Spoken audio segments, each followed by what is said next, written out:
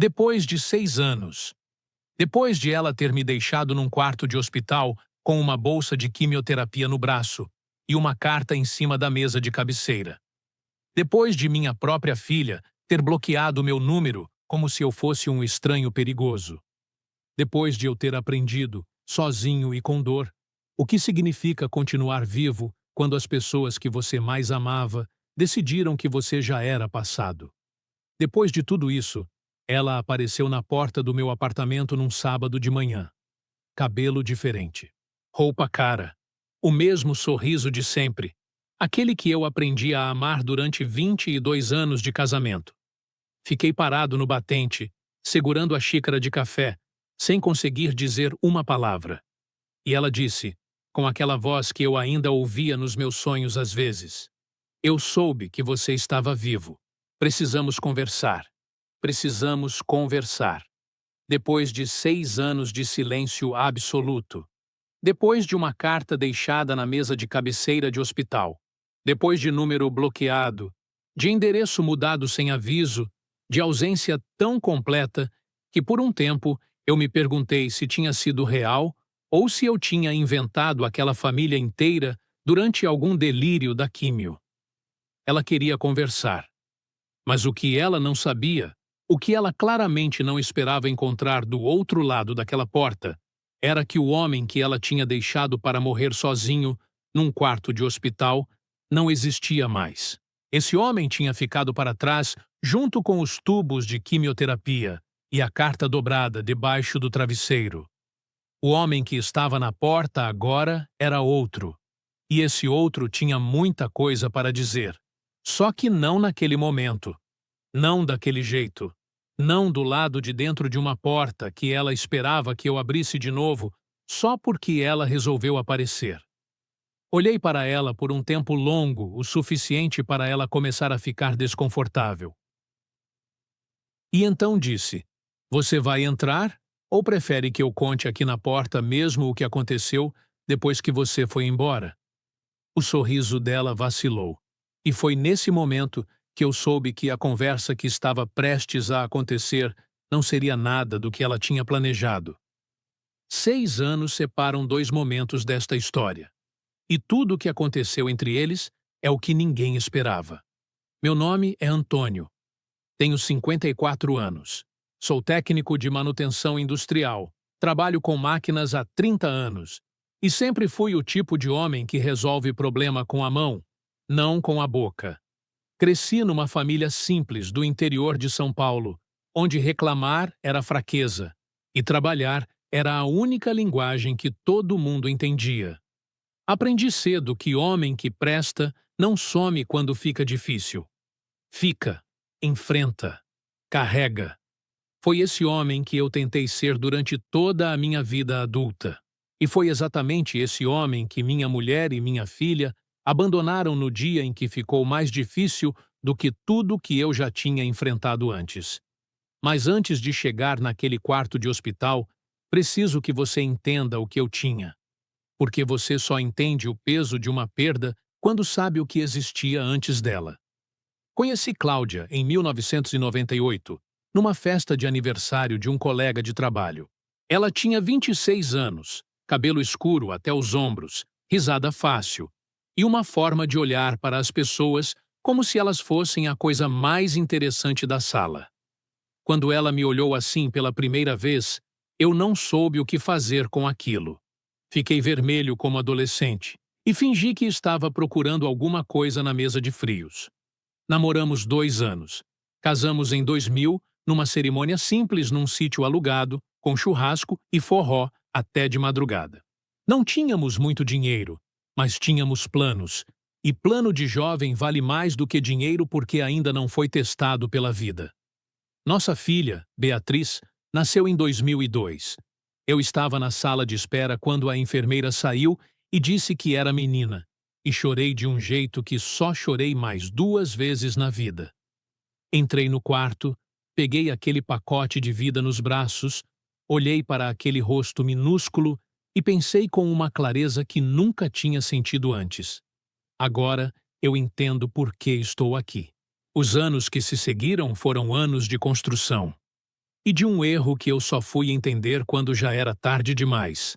Trabalhei muito, às vezes demais.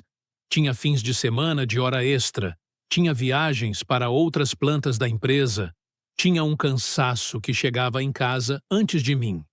Cláudia reclamava que eu estava sempre ausente. Eu dizia que estava trabalhando para a família. Os dois estávamos certos. Os dois estávamos errados.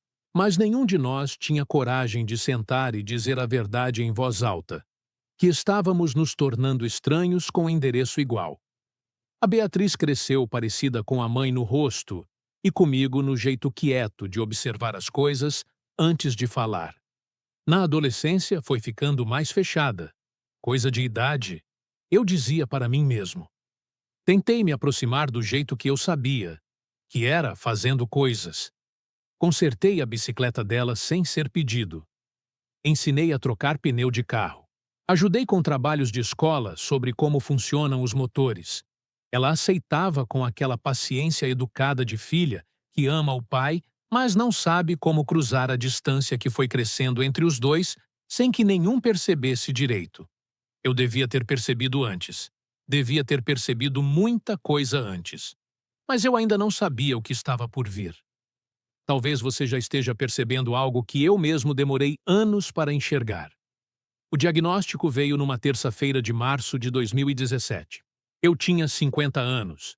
Estava no consultório do médico que me acompanhava havia anos, num check-up de rotina que eu tinha adiado 2 vezes por causa de obras na fábrica.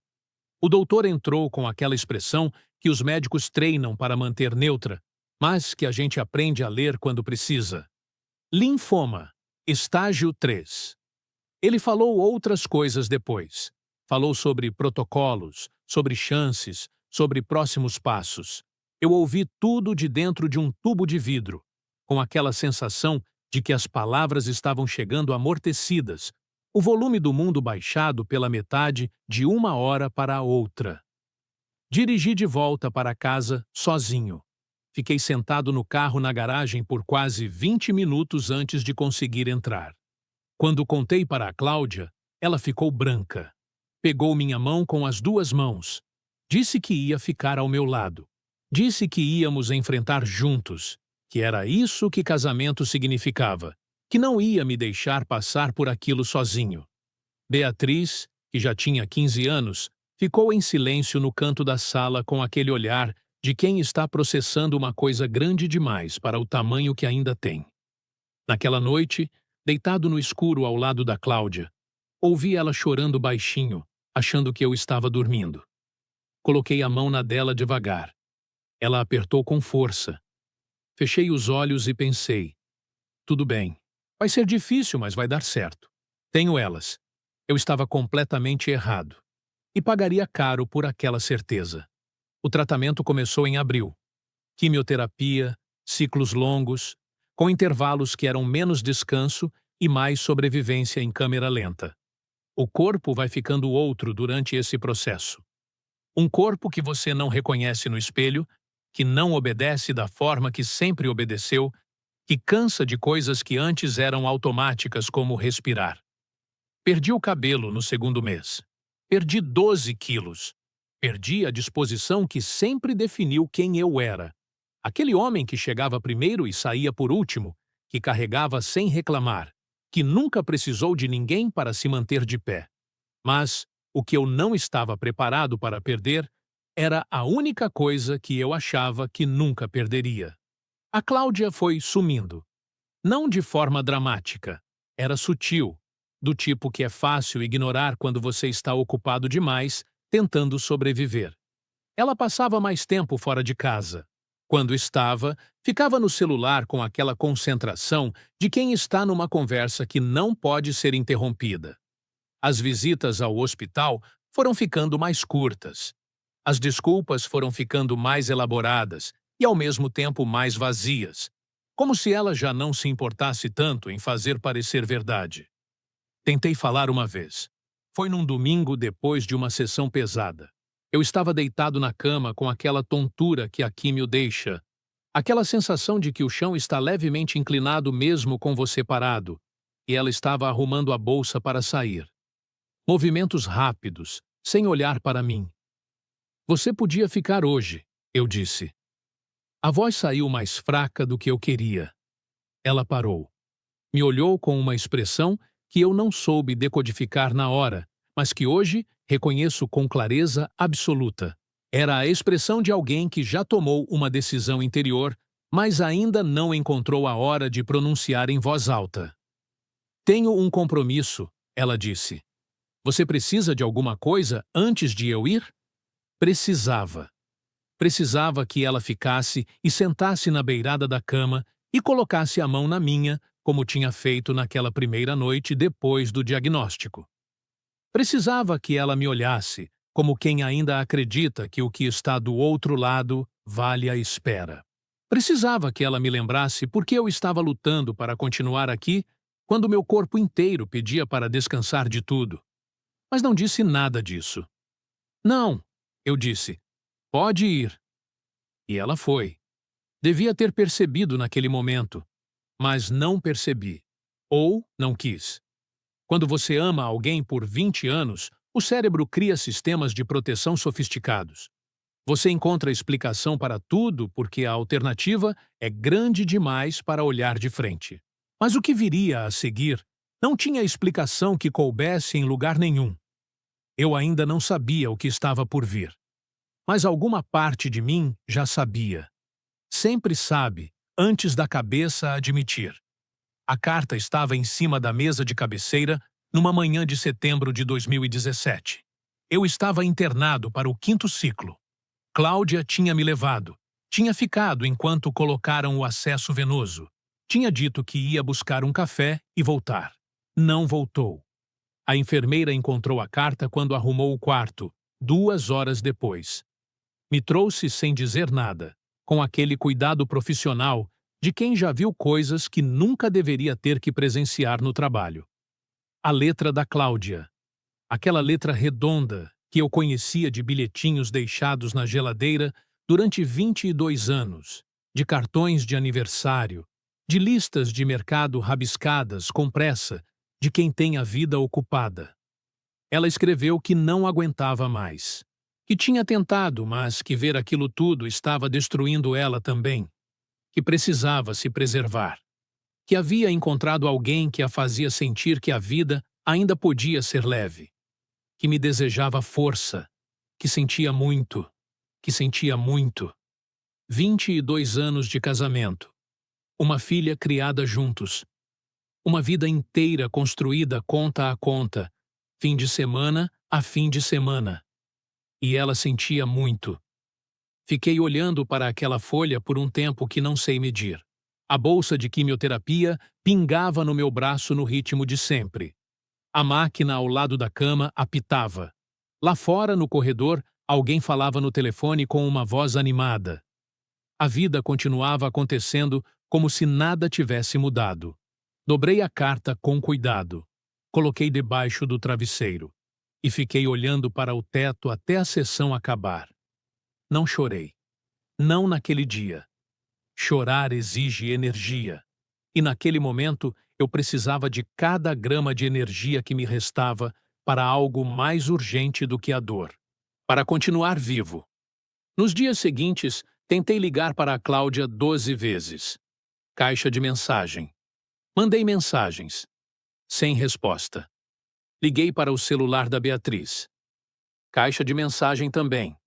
Mandei uma mensagem dizendo que precisava falar com ela, que era o pai, que estava no hospital, que precisava ouvir a voz dela. Uma semana depois, recebi uma notificação automática quando tentei ligar de novo. Número bloqueado. Minha filha de 15 anos tinha bloqueado o número do pai que estava com câncer internado no hospital. Fiquei olhando para aquela mensagem no celular por um tempo que não consigo precisar. E então aconteceu uma coisa estranha. Uma coisa que só entendi muito depois, na terapia. Senti uma clareza fria descer por dentro de mim. Não paz, não aceitação. Clareza. A mesma clareza de quando o médico falou linfoma estágio 3. A clareza de quando uma coisa grande demais para processar Força o cérebro a entrar num modo mais simples, mais direto, mais essencial. Pensei, está bem, então é assim. E decidi ali, naquele quarto de hospital com a bolsa de químio no braço e o celular na mão, que não ia morrer. Não para elas, apesar delas. E foi ali que alguma coisa dentro de mim mudou de lugar para nunca mais voltar. Algumas pessoas entendem o que significa sobreviver apesar de alguém. Outras nunca vão entender. E tudo bem. Os meses seguintes foram os mais difíceis e os mais solitários da minha vida adulta. Continuei o tratamento sozinho. Ia e voltava do hospital de táxi ou de ônibus nos dias piores. Um colega de trabalho, o Sérgio, ficou sabendo da situação por acaso e passou a me levar nas sessões quando podia. Não perguntava muito. Ficava na sala de espera lendo revista, me buscava quando terminava, me deixava em casa. Às vezes comprava salgado na padaria e deixava na sacola no banco de trás sem comentar. Guardo esse homem num lugar muito específico dentro de mim até hoje. Minha irmã mais velha, a Marlene, que morava em Ribeirão Preto, veio passar 2 semanas comigo quando soube que eu estava sozinho. Ela ficou brava do jeito que irmã mais velha fica brava, com aquela mistura de raiva e amor que não sabe qual dos dois é maior. Limpou a casa, encheu a geladeira, ficou me olhando com aquele olhar de quem quer dizer muita coisa, mas sabe que não é a hora. Na última noite antes de voltar, ela sentou na sala comigo e disse: "Você vai passar por isso. Eu sei que vai. Você é o filho mais teimoso que a nossa mãe criou, e isso nunca foi um defeito." Eu ri. Primeira vez que ria de verdade em semanas. A Marlene foi embora. Eu fiquei. E continuei. O 7º ciclo foi o mais pesado. Houve uma semana em que eu não conseguia me levantar da cama sem apoio. Uma semana em que o banheiro ficava longe demais e o teto ficava perto demais.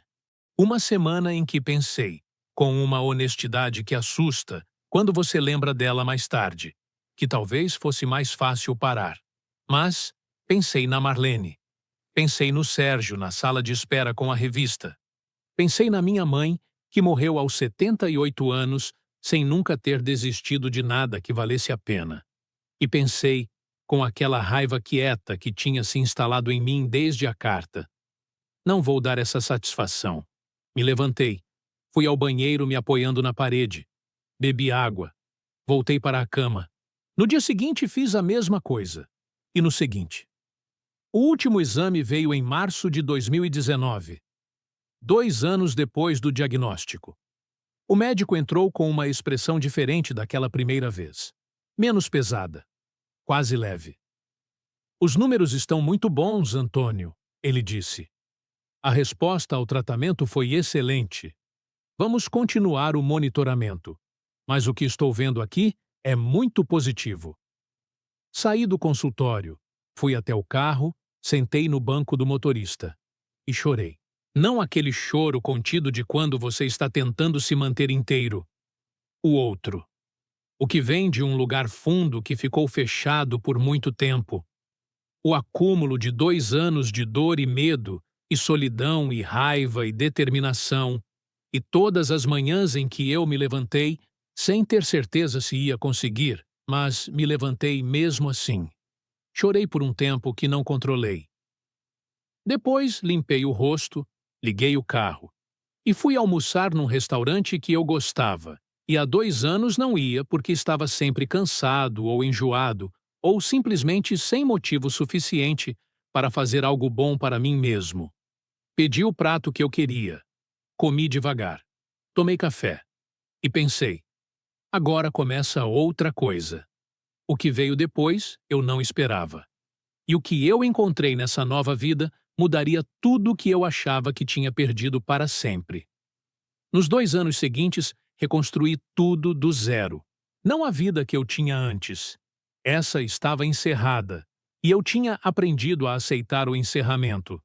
Construí uma vida nova, feita de escolhas que antes eu adiava porque estava ocupado demais trabalhando para uma família que não existia mais. Comecei a fazer caminhadas de manhã cedo. algo que nunca tinha tempo antes. Voltei a pescar, coisa que não fazia desde adolescente. Aprendi a cozinhar de verdade, não aquele arroz de solteiro de emergência, mas cozinhar com calma, testando receita, errando, tentando de novo. Fiz terapia por 1 ano e meio com uma psicóloga que me ensinou uma coisa que parece simples, mas que levou tempo para entrar. Que sobreviver a um abandono não significa que o abandono foi culpa sua. Que você pode ter falhado em partes do casamento e, mesmo assim, não merecer ser deixado para morrer sozinho num quarto de hospital. As duas coisas podem ser verdade ao mesmo tempo. Demorei para aceitar isso, mas aceitei. Também fiz uma coisa que parecia pequena, mas que foi enorme. Organizei toda a minha documentação. Registro de imóvel que eu tinha comprado antes do casamento e que constava no nome dos dois. Conta bancária que precisava ser separada formalmente. Inventário de bens que a Cláudia nunca tinha tocado, mas que tecnicamente eram disputáveis. Fiz isso com calma e com um advogado bom. Não por raiva, mas porque aprendi da forma mais dura possível que ignorar a parte prática das coisas, por amor ou por fé, nas pessoas tem um preço. Papel é prova, e prova é proteção. E então, em 2022, 5 anos depois da carta, a vida me deu uma coisa que eu não estava esperando. Conheci a Renata. Ela era professora de matemática, tinha 48 anos, era divorciada há 6. Criava um filho de 17 anos com aquela competência tranquila de quem aprendeu a não desperdiçar energia com o que não pode ser mudado. Nos conhecemos num grupo de caminhada que eu tinha entrado sem muita expectativa, só para sair de casa nos fins de semana. Ela não me perguntou muito sobre o passado nas primeiras vezes que conversamos. Falava sobre o presente, sobre as trilhas, sobre um livro que estava lendo, sobre o filho que queria fazer engenharia e ela achava que era mais para letras, mas não ia dizer nada porque filho tem que descobrir por conta própria.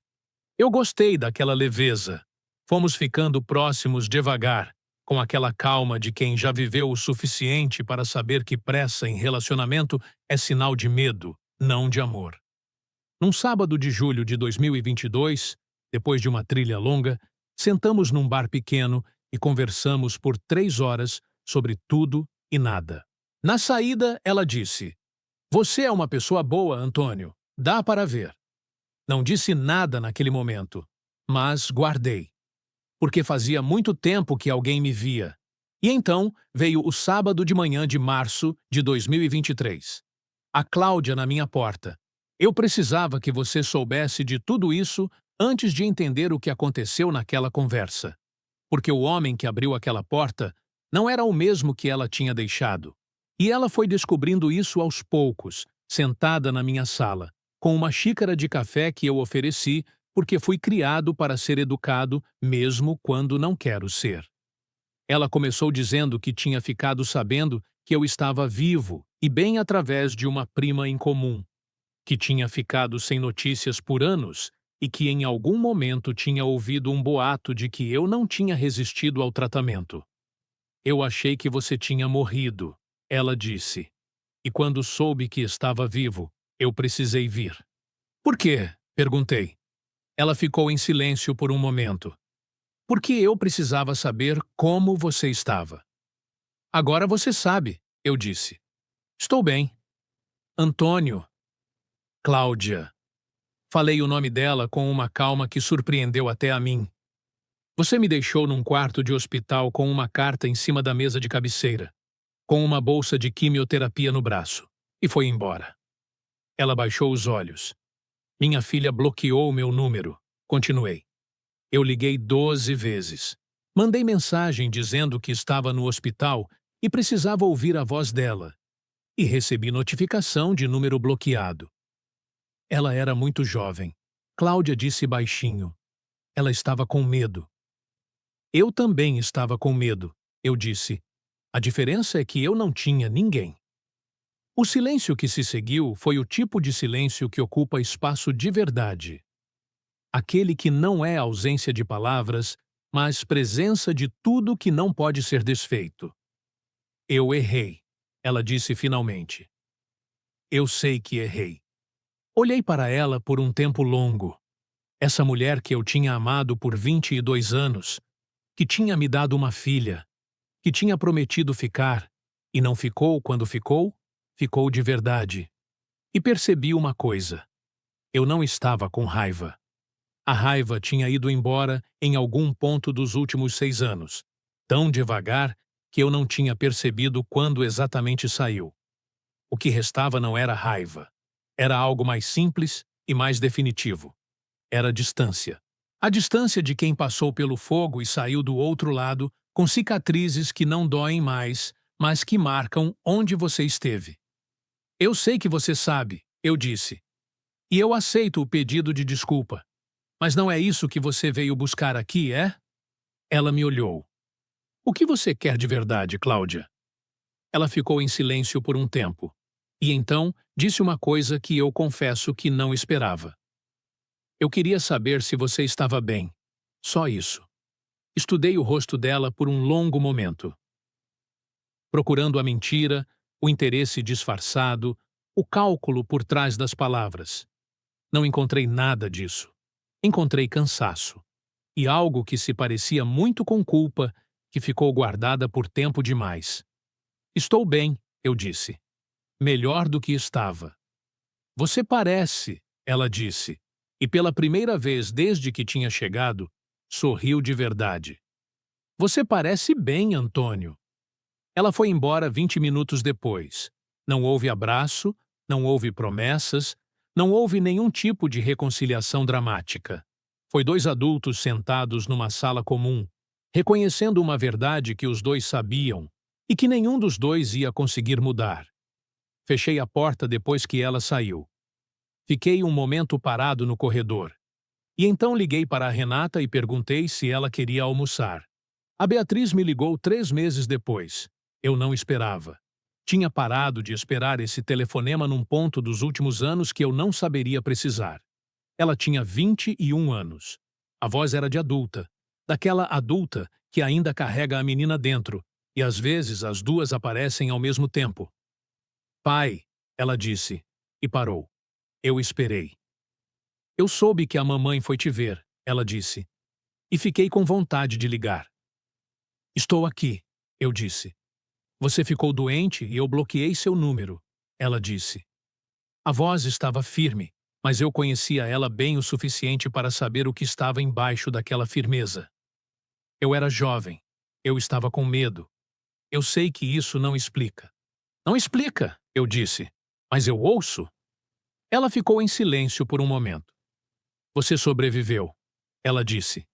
E a voz quebrou levemente nessa palavra. Você sobreviveu sem a gente. Sobrevivi, eu confirmei. Eu não sabia se você ia querer falar comigo. Eu não sabia também, eu disse com honestidade. Mas você ligou e eu atendi. Ficamos em silêncio por um tempo. O tipo de silêncio que não precisa ser preenchido.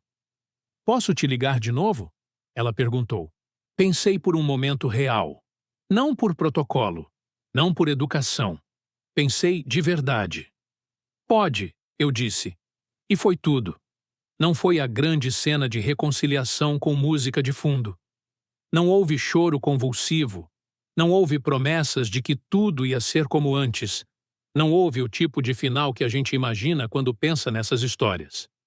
Foi uma ligação curta. Uma filha adulta que ligou para um pai que sobreviveu sem ela.